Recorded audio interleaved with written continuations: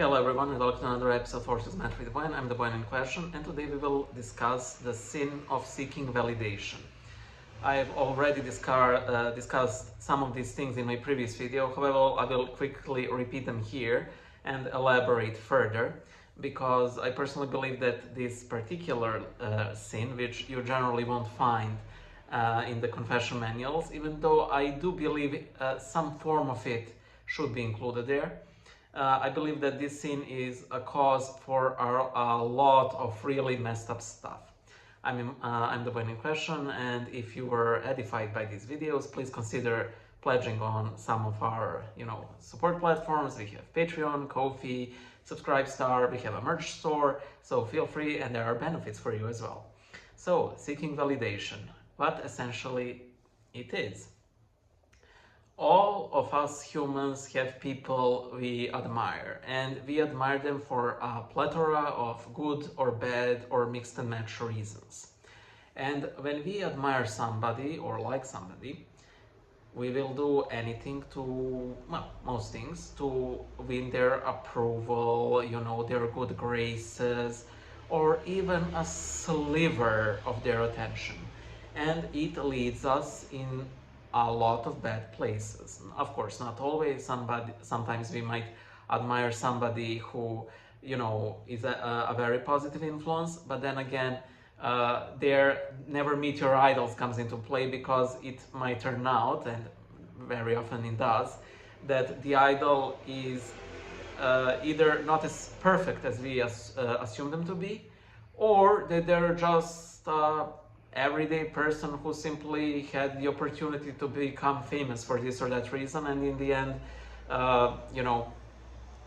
we started liking them, but in the end they're just as any other person you might, meet for a coffee or something. But let me come back to seeking validation from really bad people. I want you to ask yourself, how much time, money, attention, good repute, whatever you have in your life, have you wasted on seeking validation from wrong people? And this goes to like kindergarten, to your workplace, or maybe even retirement home, who knows. But a lot of us, we are generally attracted by people who are beautiful, who are powerful, who are wealthy, who are influential. All these things that we might lack and might crave ourselves, we are, attracted to them.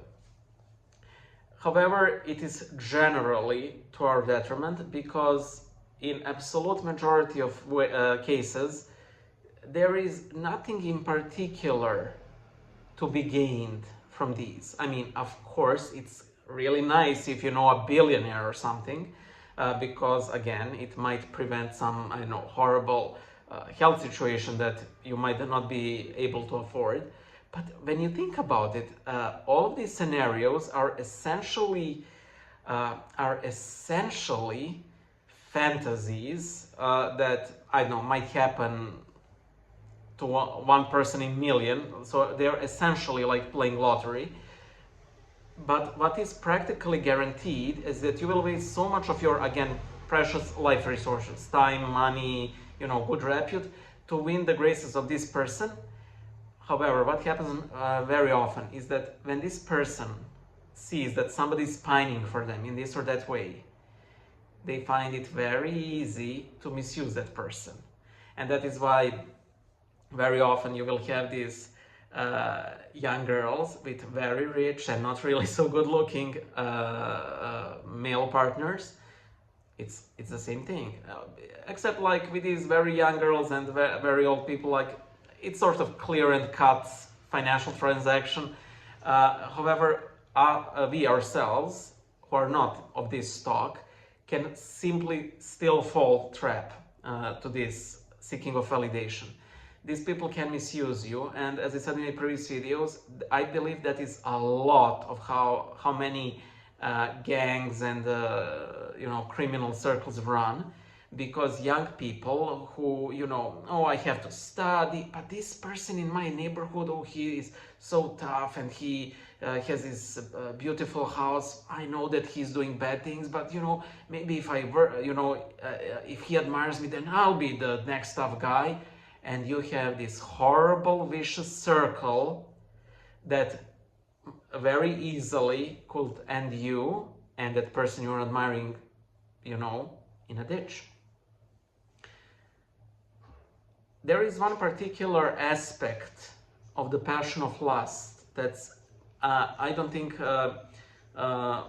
is very often mentioned, and that is us giving preferential treatment to people we are attracted to, that people who we find attractive. Most of you have seen that meme of a woman in a cubicle, and there's this, you know, hot co-worker. He goes and goes, "Hi, Betty," and she's like, "Oh, you're sweet." And then this, you know, not a good-looking co-worker comes and she's like, "Hi, Betty," and she's like, "Hello, human resources." That meme nailed it.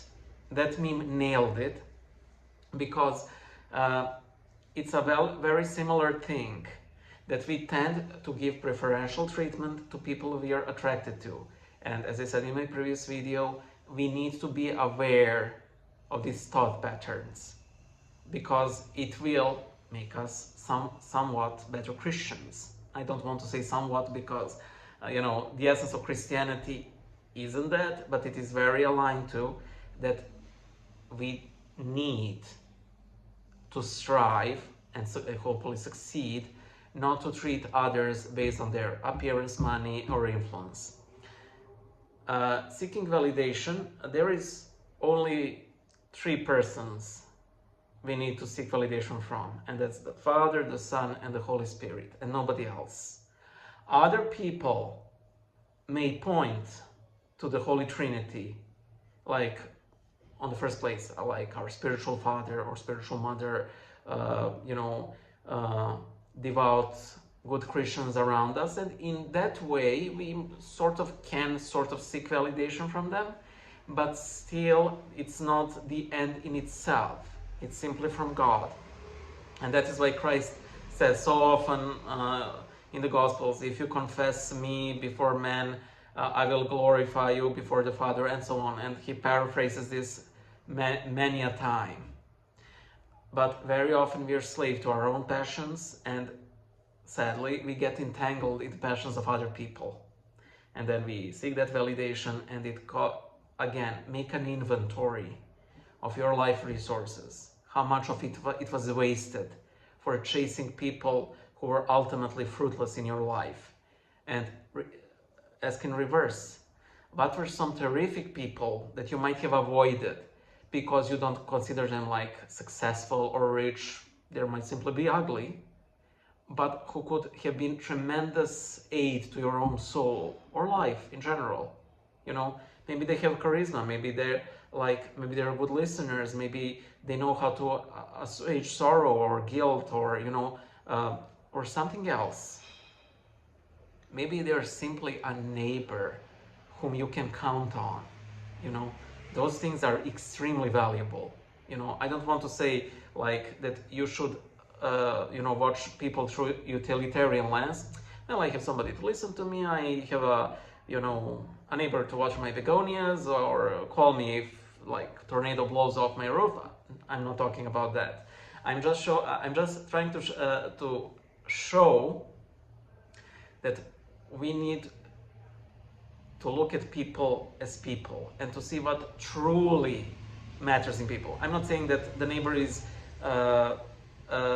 that you should be good on your good terms with your neighbors so you could profit off them, but realize that they have that sacrificial spirit in them, that they're not self-centered, and that in the end they might help you not being self-centered yourself, and that you can water their begonias, you know.